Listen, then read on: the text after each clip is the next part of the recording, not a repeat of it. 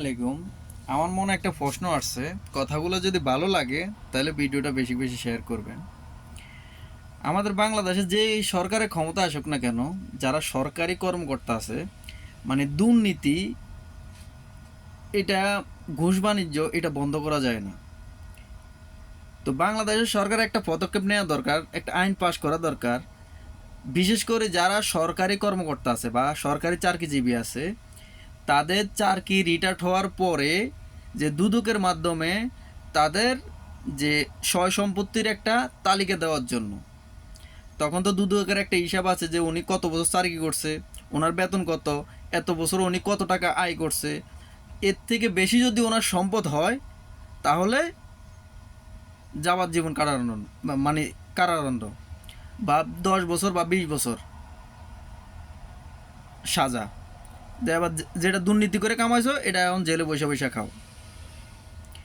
বাইরের দেশে আমরা আরব গালফে আছি, এখানে যদি মানে কোনো সরকারি কর্মকর্তা দুর্নীতিতে ধরা খায় তাহলে তাকে কয়েক কোটি টাকা জরিমানা করা হয় এবং কি 10 বছর 15 বছর জেল। বাংলাদেশে এই আইনটা চালু করা দরকার।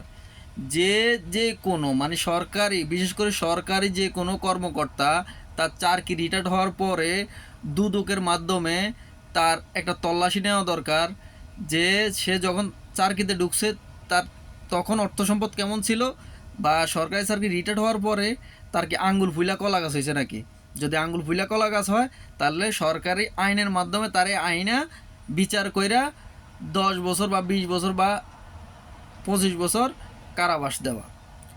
তাহলে বাংলাদেশে আমার সাধারণ মাথা যেটা ধরে, 99% সরকারি কর্মকর্তা দেখবেন সোজা হয়ে যাব। 99%।